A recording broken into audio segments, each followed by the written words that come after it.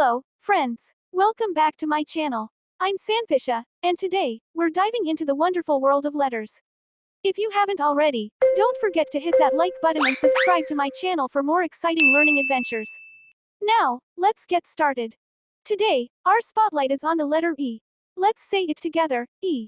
Great job. Now, let's explore the magical world of E. Look at this adorable elephant. E is for elephant. Let's grab our crayons and have some fun coloring our new friend. Remember, there's no right or wrong way to do it. Just let your creativity flow. Wasn't that fun? Our elephant looks fantastic. If you enjoyed coloring with me, give this video a thumbs up. Now, let's move on to another exciting adventure. E is for egg. Get your coloring tools ready, and let's add some vibrant colors to our egg. Feel free to experiment with different patterns and shades. Beautiful work. Our egg looks so colorful and full of life. Our last journey with the letter E brings us to the skies. E is for eagle. Let's spread our wings and create a masterpiece. Coloring this eagle is sure to be an adventure. Fantastic job, my little artists. Our eagle is soaring high with vibrant colors. Thank you for joining me on this fantastic letter E adventure. I hope you had as much fun as I did.